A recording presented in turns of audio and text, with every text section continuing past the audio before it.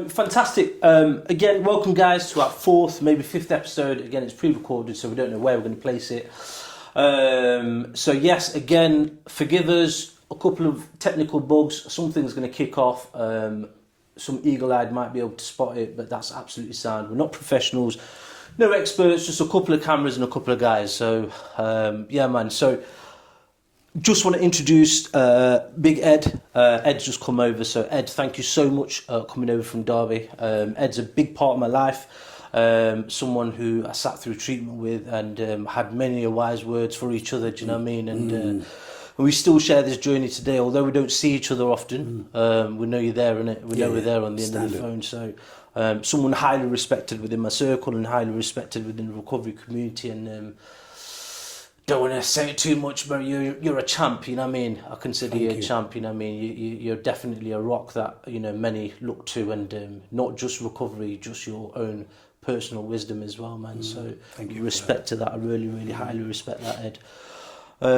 So yeah, in your own time, man, just, you know, this is again more about you, not my recovery. You know, your journey, who you are, what you're about, and how you came to be. Okay, man.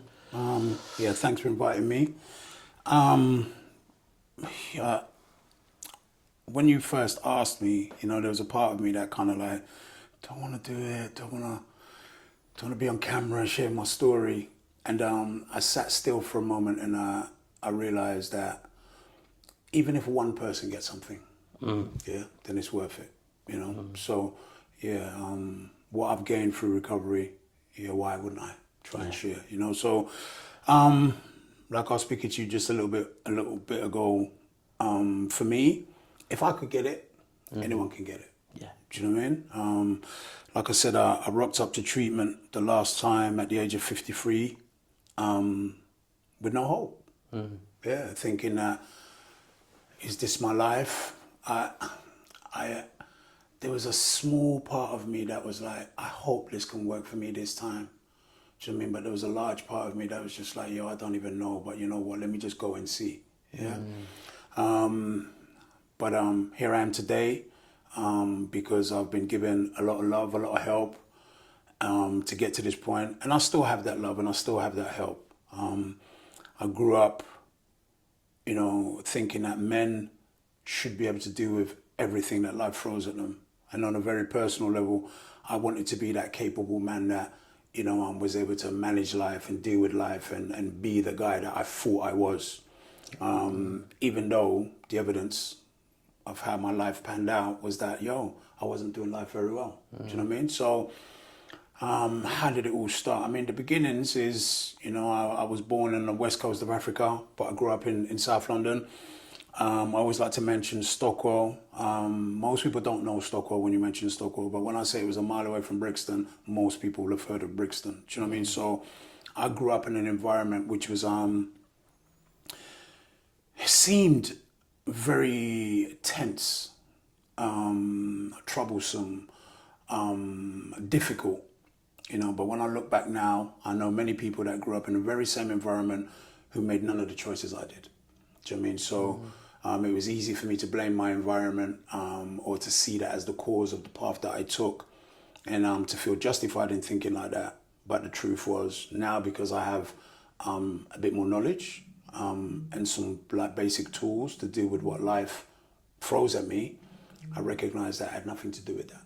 Do you know what I mean? I made choices that were not the best choices to make, you know? So I grew up in South London, I had a good upbringing, even though it was a single parent family. My mum brought me up on her own. Her and my dad had split up when I was quite young, but she loved me. I never went without food. I always had shelter. I always had what I needed. I think that the discontent started because I didn't have what I wanted. Yeah, I didn't have the trainers other men had, the coats, or I didn't look like how other people looked and how I wanted to look. Why? Because I wanted to fit in. Yeah, I wanted to be a part of. I felt within myself that I was missing out somehow. You know, so I grew up wanting to be okay, but not feeling okay inside. So I learned very quickly to to wear a facade, a mask, a persona, to be who I felt I should be. Do you know what I mean? Or who I needed to be able to get through that very same environment of South London. Do you know what I mean? So went through school, and even though I was bright, I was happier messing about. I was happier kind of like, how much joke can I bust in class, and how much can I make people laugh, and but when I look back now, I recognize that a lot of that was just basic insecurity. Many times in class where what I needed to do was put my hand up and say, "Sir, miss, I don't understand that, can you help me?" Because of my own pride and insecurity, I didn't do that because I didn't want to feel shame. Do you know what I mean? But that very same principle followed me throughout my life. Even though I didn't want to feel shame, I ended up doing a lot of things that brought shame to me and to the people that I love. Do you know what I mean? So, left school, wanting to fit into the guys who were on the estate and the estates around me that had that air of bit of danger, like what at the time I thought was respect, but mainly it was fear. Do you know what I mean? People were afraid of them because they moved in a certain way and did certain things. So I started smoking weed when I was about 13 because I wanted to fit in with those very same guys. But that started me on a road that, lasted from over 3 decades. Do you know what I mean? So I started smoking weed at 13, started taking weed to school, built a bit of a reputation in school for being a supposedly bad boy. Not that I was any better than anybody else, but it's just the way things roll, innit? So when I left school, I wanted to be an achiever. I really did. Do you know what I mean? But because I'd started medicating myself, really, and because I thought that was the solution, I very quickly progressed into harder and different drugs. Even though I had wonderful opportunities in my life, don't get this twisted, you know what I mean? I had opportunities to do some really good jobs when I was quite young. I went on to college and, got a couple of qualifications and there was an opportunity for me to do so much. But I wanted to be cool, or what I thought was cool. Do you know what I mean? So my head had learnt that life seemed better if I was high. You know what I mean? And I embraced that. I really took that on board and thought I was, the coolest thing. But at the end of the day, I was not addressing my internal insecurities, my internal struggle. And I take it, just from what you shared as well, I take it your environment and your elders and the people that you was looking up to, drugs was a part of that lifestyle and that culture. Every single day, everywhere you turned. Do you know what I mean? And I grew up in an environment, I came up in a time where, the Brixton riots, and a lot of people won't know, but at the time there was a special police force at that time called the SPG, Special Patrol Group, who were quite militant. You know what I mean? And they what we know is they took liberties with people, so it felt like a war zone. Do you know what I mean? Almost like the LA riots. Yes. Yeah. I've seen a documentary on what Brixton was like and in the comparison. Lots of tension. Lots of tension. And so you've got tension with police on the streets. You've got tension with, if you come from this estate compared to that estate, there could be tension, depending on how big of a character you were. If you were a big enough character, you could go anywhere. But if you weren't a big enough character, then all of a sudden it's like you have to be wary where you go and who you go with and what might happen and so on and so forth. So you leave your house on point.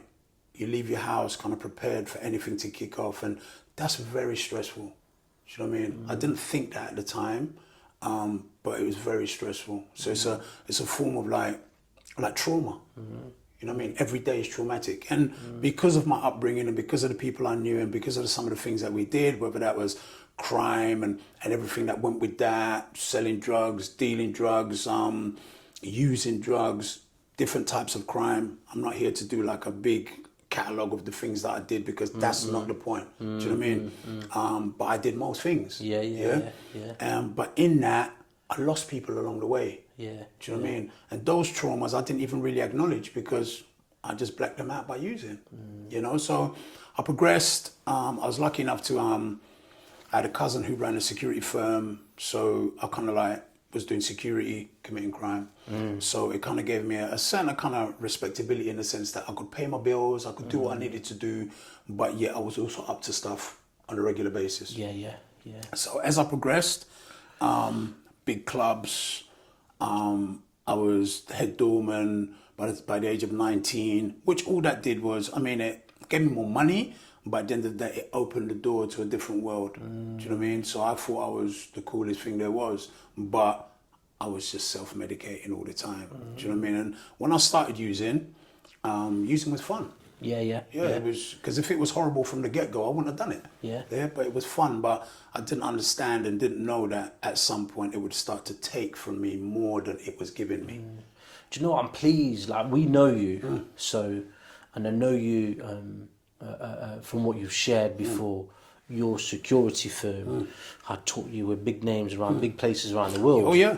And I like the fact that, you know, your understanding of that now isn't what it was. It was the torture that was going on inside. Do you know what I mean? And a lot of people use an understanding or masquerading an old self as part of that ego, right? Yeah, the same sure. part of that ego that was getting ready, 18 years old. You got to fix up, look sharp, leave the house in the middle of Brixton. Do your thing. To do your thing, right? Yeah. But broken inside. Oh, no doubt.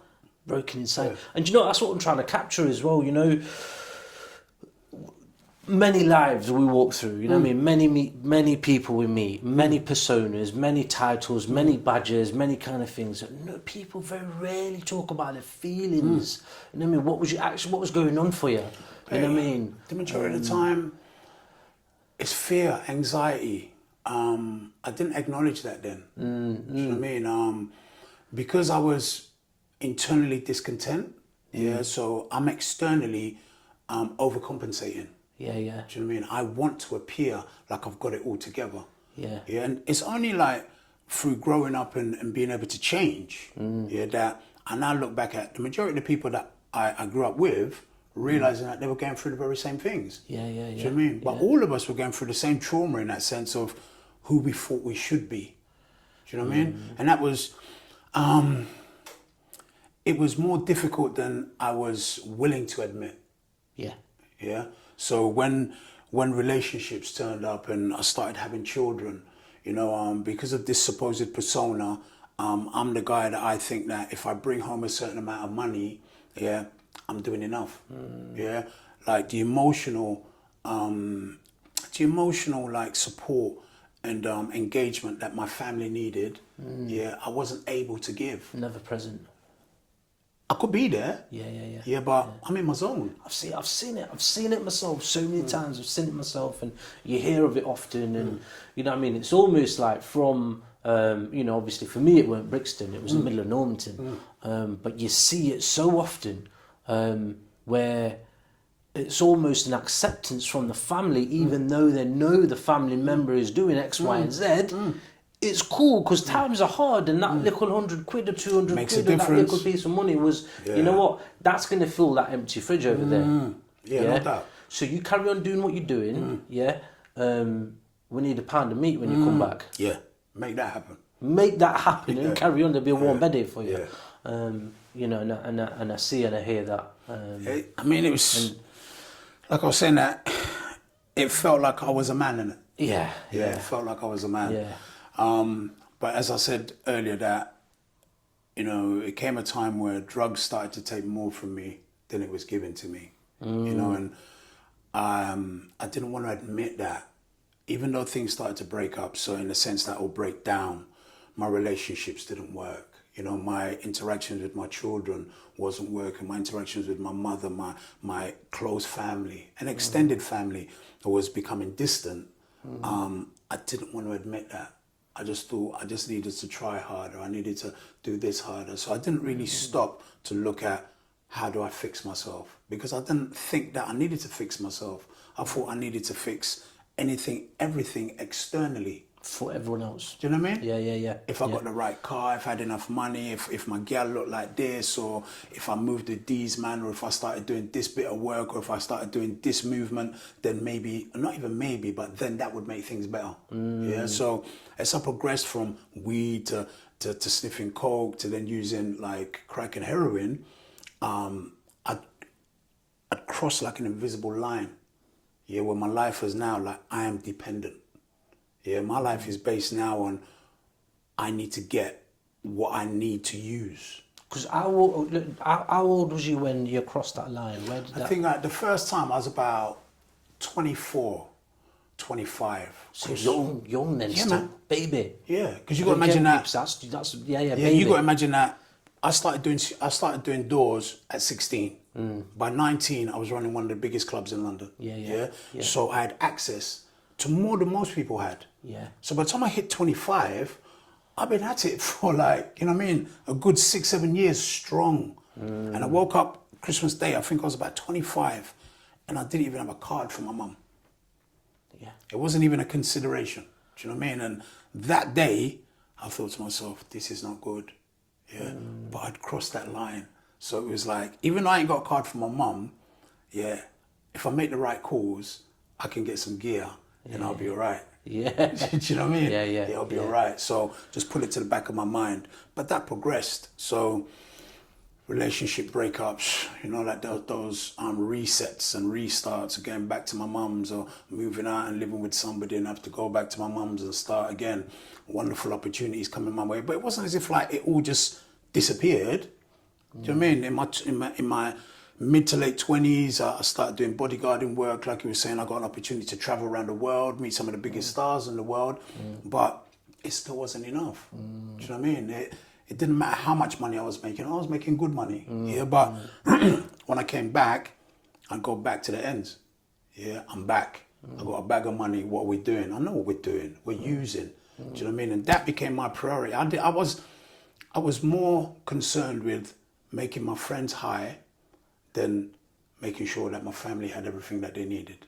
I would give my family, but nothing near what I could have done. Do you know what I mean? And like I said, that financially I could have given a lot more, but emotionally, psychologically, do you know what I mean? Like with my heart, lovingly. Yeah. You know, so one of the things that really I thought about when I was coming here was that I remember sitting in a lot of places and we thought we had a code, or we had a code that we lived by, and that code was based on what am I willing to do for those that I love the most, and how dark could that be? And the darker it could be, that meant the more I loved you. Yeah.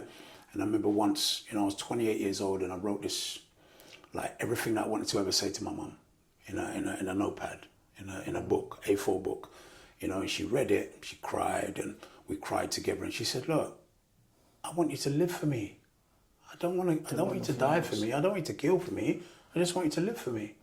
And that broke a part of me inside. Do you know what I mean? And around that time is when I thought, I need to do something about this. Yeah? Really didn't know what to do. Didn't know about, and if the only time I'd heard about rehab is people with money paying to go big rehab and sit down for a while and come back. Yeah, I didn't know there were rehabs you could go to and didn't have to pay. Yeah, so I was blessed that because of the direction my life took, and through, like the powers that be, the creation of itself, the universe conspired to help me. Yeah, and an opportunity to go to a rehab presented itself. And I didn't go to the rehab because I really wanted to change. I went to the rehab because I didn't want to lose my relationship. First rehab I went back there 3 times, and each time it was only to save my relationship. What I really wanted was the ability to be able to use successfully. And keep the consequences at bay. Keep the family happy. Yeah. I'll Just see you in keep it 6 moving. months whenever it is. You know what I mean? Do you know what I mean? Yeah. So it was, I'd go, you know, went to rehab. I went to the rehab, same rehab 3 times. This is in London, right? Time. Yes. Well, they're based in London. The head but they move you to, you do your first 3 months in London and you move to Wales. Right. Yeah. And that came with its own challenges. Yeah. So being a man of colour in a rehab that's like 35, sometimes 38 strong and being the only man of color, that had its own lessons to be learned. Yeah. Do you know what I mean? Yeah.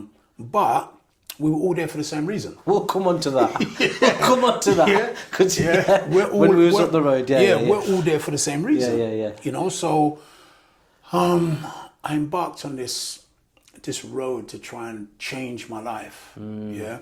But for a long time, I thought that all I needed to do was stop using.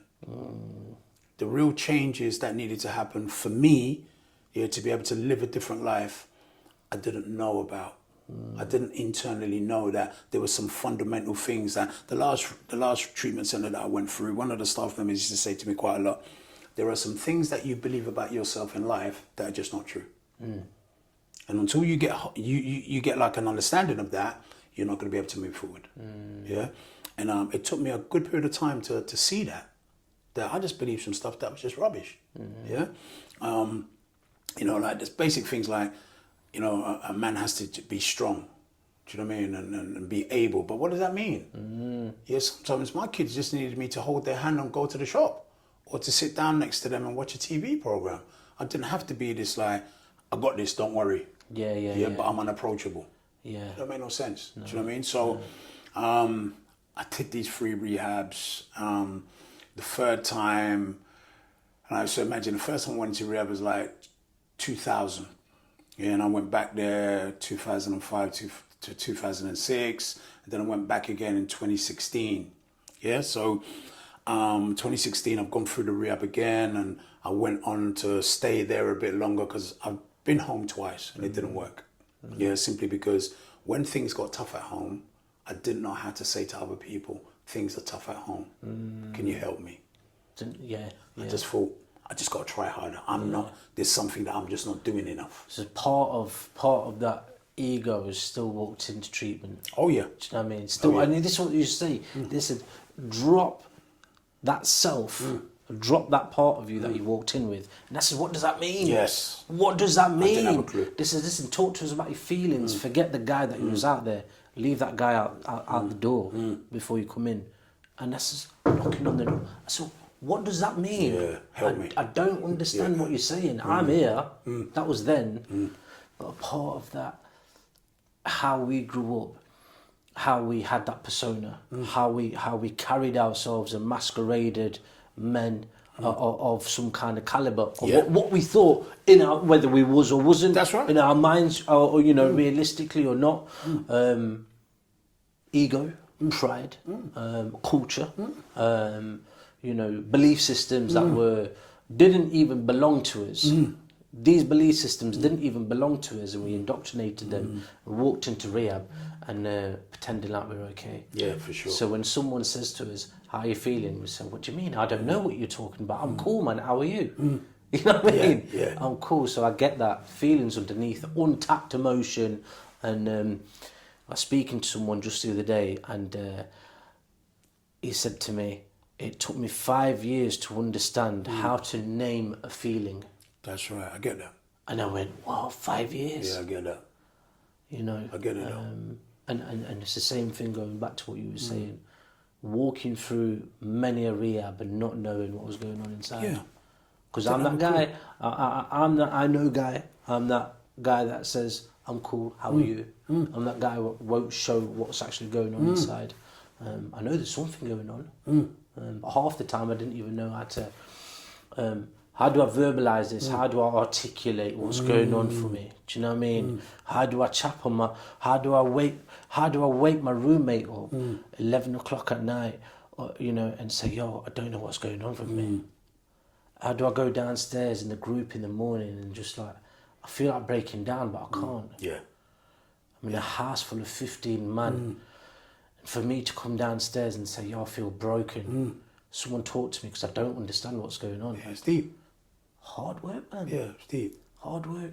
And this is what people underestimate as well. You know, people like, why didn't rehab work for you? Or what happened? Why did you leave so early?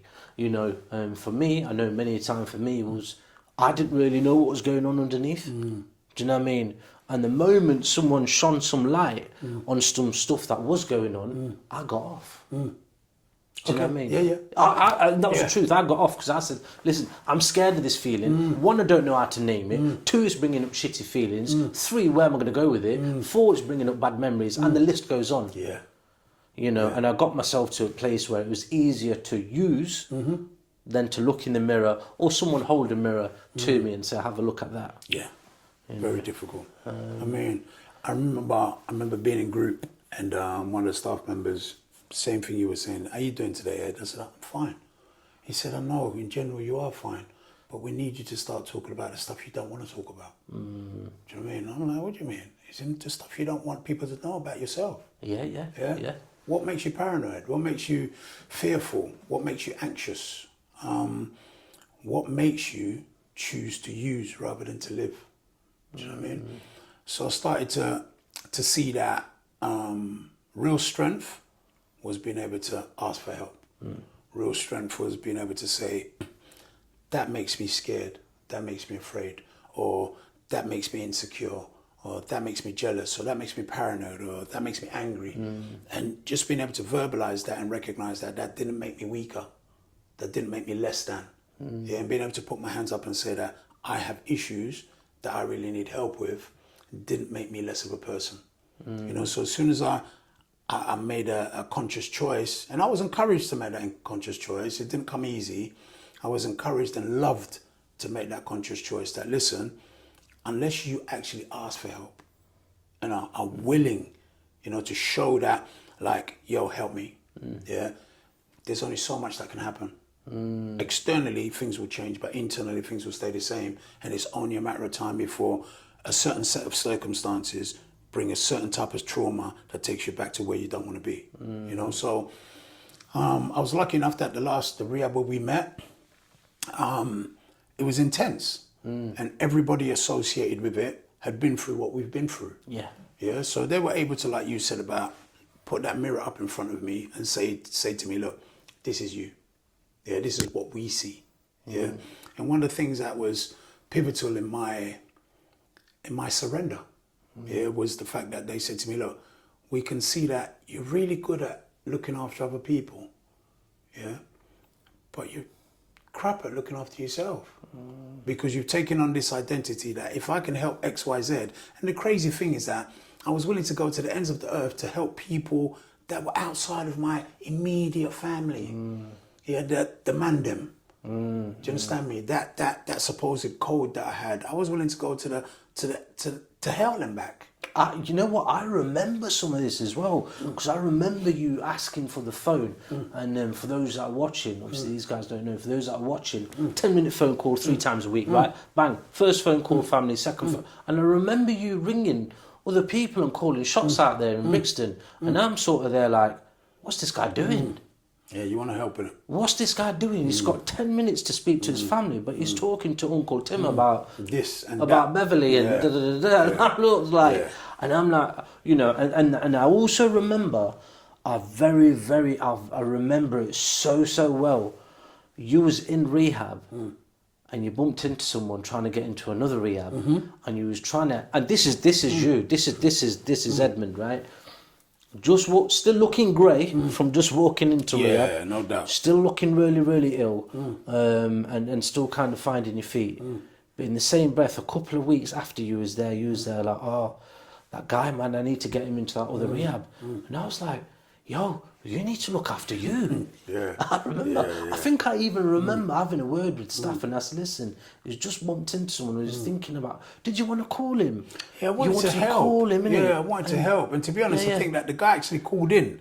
Yeah, he called the rehab, pretending to be my brother so that we could talk. There we go. Yeah? Yes, Pretending to be my brother. But the staff kind of sussed him out. And, do you know what I mean? And, but yeah, I needed time. Again, I needed time to recognize how ill I was. Do you know what I mean? I saw something in them that I wanted. I saw that a life of abstinence, looked attractive for the first time in my life. You know, and I'm 54 now. So there's a part of me that, I'm 54. When's this really going to start changing for me? And they said to me, just cool. Put the work in. And you will see the benefit. So I committed to doing it. Do you know what I mean? Like you were saying that, you know, people expected me to leave and whatever, or not once I'd even done the program, then leave. Yeah, but what I saw was that, like, I had an opportunity that was what I was looking for if I chose it to be. Yeah. Yeah, if I chose it to be. So I embraced the principles of learning to live a new life. Because they, you know what? I remember they even gave you blessings. They even gave you the blessing to say, listen, we know you're a family man. If you need to go back down south, you go.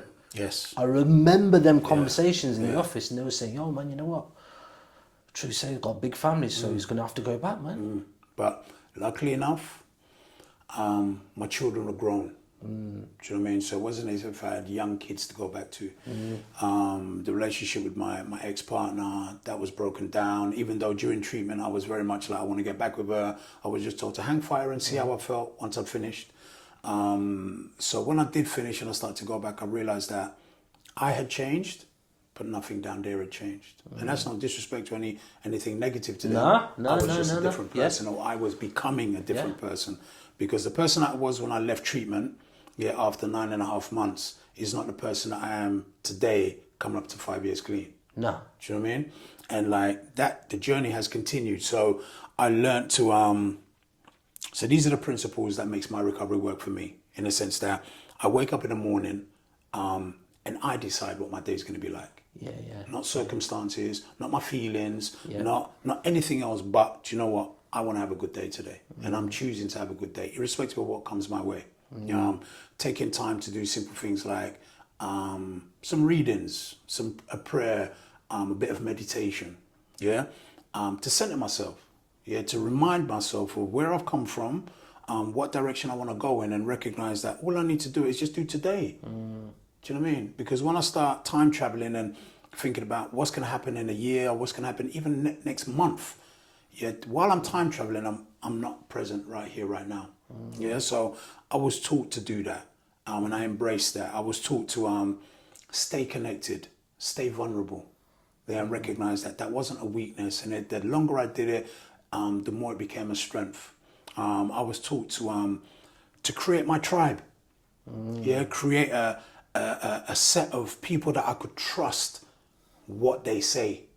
Not because they co-sign my shit, or not because they tell me what I want to hear, but because they tell me the truth. Because there's a bag of men I know that will tell me exactly what I want to hear. And there's a certain group of men that they'll tell me exactly what I need to hear. And I'd come to the point where I knew that was more beneficial, that was more productive, and it was more wholesome for me.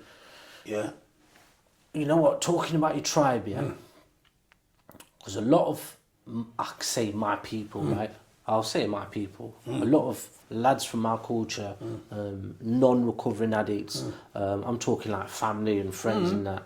And when they see my pictures on social media, or when they see who I roll about with, when they see who my people are, who my tribe are, do you know what I mean? And it's cool, it's not that we didn't, but I remember you asked me, right?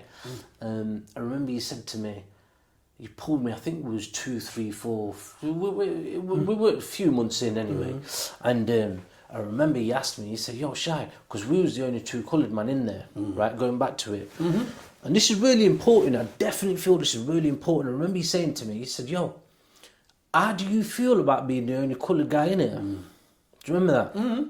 Most definitely. And I said to you, I couldn't give a about colour. I couldn't. I really couldn't. And I said this to you. I said, yo, we're here to save our lives, man. And we are here to save our lives. So it's not about, so what, that is a part of someone else's culture. That is part of someone else's culture. I tell you, and I know this now, and I know this for you as well. I love my tribe. You know what I mean? And my tribe is multicoloured. Oh, no doubt. You know what I mean? My tribe is multicoloured, and I trust these people, even if they're 10, 15 years younger than me. Why? Because I know that what they're going to give me is going to be gold. You know, and the people that we move with, and the recovery persona itself, nobody ever gives you a bum stare. Nobody ever tries to do you wrong. Nobody ever tries to, you know what I mean, pull your pants down in a certain situation. And practicing honesty, practicing principles. Is what I'm attracted to. Yeah. Do you know what I mean? Yeah. that good way of living. And I ain't got no qualms in saying this, and the same as what you said as well. You know, Brixton will always be Brixton. Normanton will always be Normanton. Oh, no doubt. Right? And where my mum lives, and I've shared this before, and I know you know this, where my mum lives, I very rarely go back to Derby, right? But when I do, I'd love to have drove my flashy car down the high street. Nah, I go around the back, the country lanes way, around the back of Sinfin, see my mum, and I'm straight back out the same way. Because it's not about seeing old people. Oh. It's not about culture. One of the boys from the treatment centre, I've name drop him, I don't care because I respect him for it. Parky said, he says to me, the day that you let go of your understanding of what your expectations are from your culture and what you think, how they think you want to be, is the day you'll find freedom. I went, what the does that mean? What does that mean? What does that even mean? And I walked away and I went back to him. I said, Dave, is that what you're saying? And he went, that's exactly what I'm saying. And then the penny started dropping after a bit. And It's difficult but freeing when it happens. Yeah. And you know what? I'll forever be grateful to Parky for saying that. You know what I mean? There was a few examples there. He says, you don't need this in your life. You don't need that in your life. You don't need that in your life. Go away, do something yourself. Be your own person. Carve your own path. You know what I mean? Don't walk down a path that's already been pre-carved because that's not my idea of life. Yeah, and it's not your path. It's not my path. I'm not going to be indoctrinated with it. My freedom is in my heart, with my tribe. Yeah, no whether doubt. you're black, white, yellow, different from Brixton, Normanton, Sweden, I don't care. Don't matter.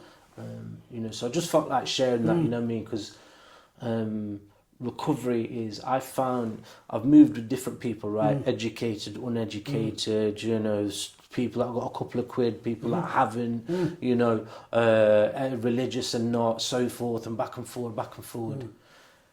Hands down, my recovery circle is the best set of people that I've ever come across. You know what I mean? For me it was, like I said at the get-go, do you know what I mean? I've always wanted to be a part of, and I've been a part of many things, you know, but none of them were like this. That's not to say that I didn't meet some really beautiful people, do you know what I mean, in the midst of that jungle, which is South London. You know, I met some people that my relationship with them are concrete, do you know what I mean, because they're concrete. They do things in a way. They weren't people that I used with, or they were people that were living good lives, but I separated myself from those people when I wanted to do what I wanted to do, do you know what I mean? But I still have those relationships with them, do you know what I mean? But like, just going on from what you were just talking about there is, the truth is that, you know, love can come from any colour of person. Truth, you know, loyalty, understanding, honesty, good communication will come from any people. Do you know what I mean? It doesn't matter what they look like. And within any group of people, there are good, bad, and indifferent people. Do you know what I mean? So I needed to learn about, like, recovery isn't just not using. It's learning to live a new way of life. And I say a new way of life because my old life was negative. My old life was just based on what I wanted and how I felt. Even though, like you were talking about earlier on, a lot of the time I didn't know exactly what I felt. Do you know what I mean? So, like, to be able to get here today, for the fact that, like, you even invited me to come down and for us to just sit and share, do you know what I mean? And to break spiritual bread, it came from the fact that I was told, look, if you can let people in to help and live by principle, your life, you'll be fine. Your life will be good. That doesn't mean that I don't face challenges. That doesn't mean that difficulties don't arise. But since I came into recovery, true recovery, there's never been one day where I thought whatever I'm facing, drugs would help. Yeah. Never thought that.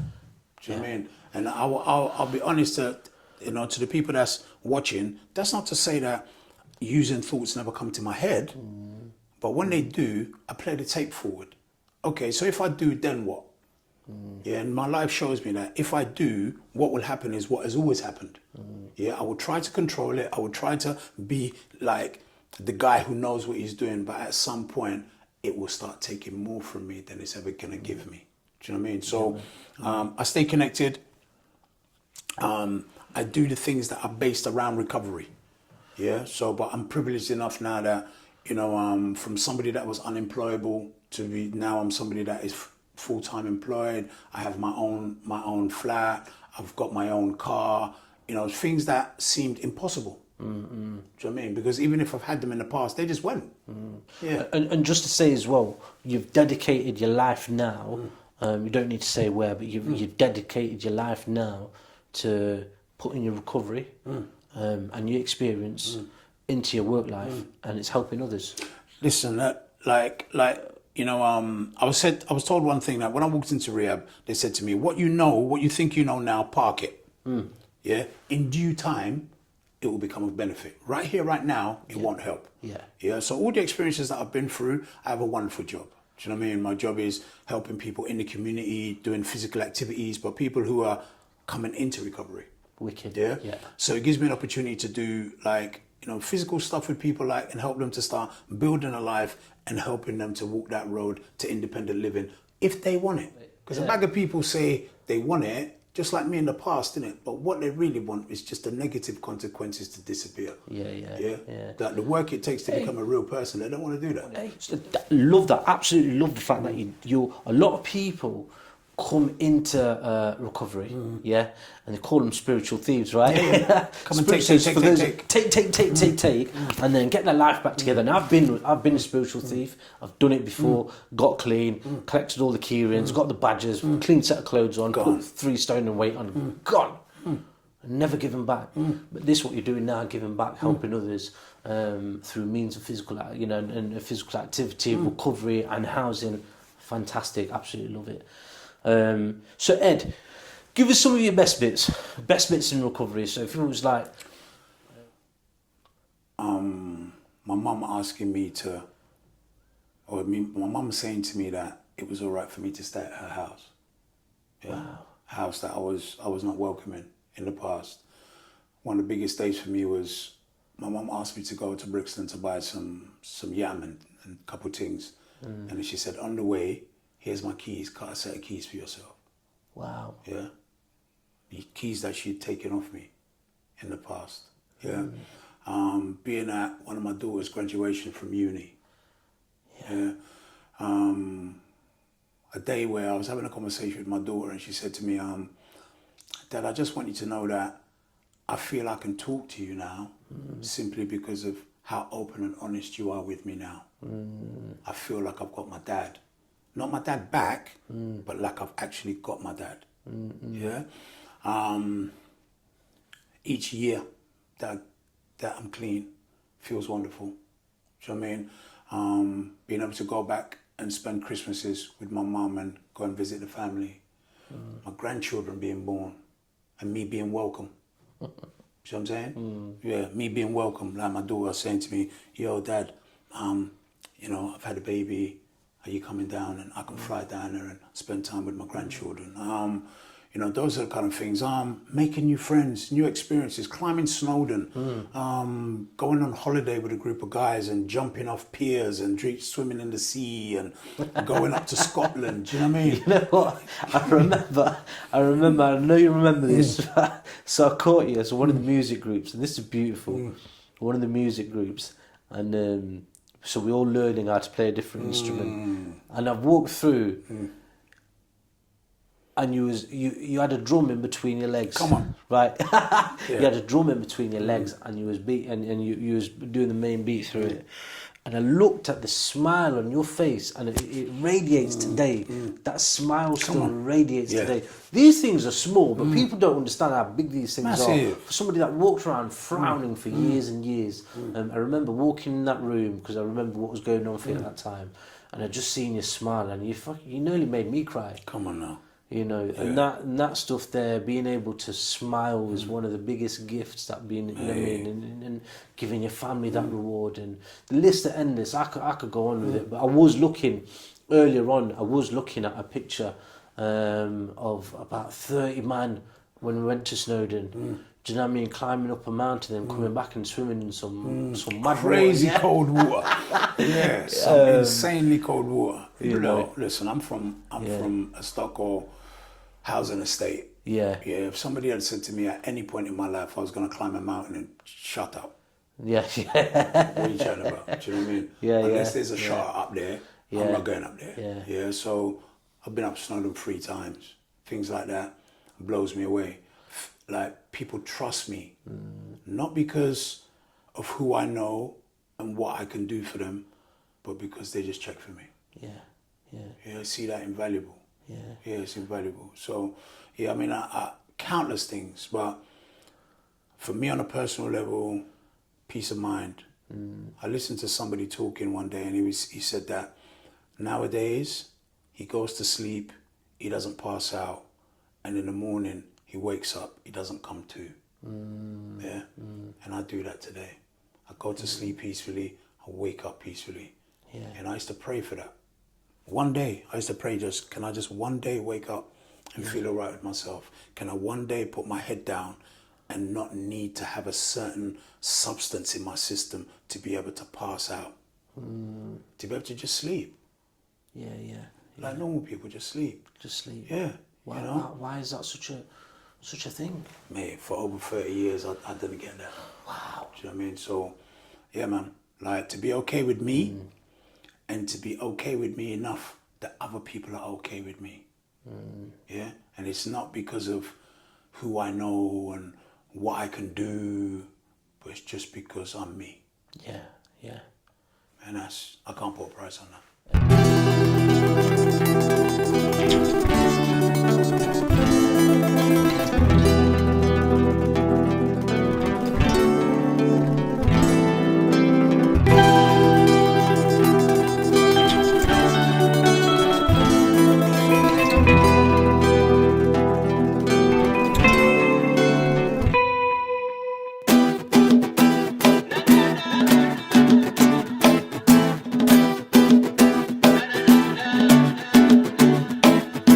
Born in 92, I was born on my own. No friends, no chicks, no pricey clothes. Name's Little Bobo, daddy wasn't around. I grew up on Bricky Hill with big ants from town. No beef them days, it was fully in school. Fist fights all the time, no shiny tools. Then I moved to Summer Late and it was robbery time. Used to rob the DVDs, £100 for a bike. I used to shot a hell of light when I'm up on the line.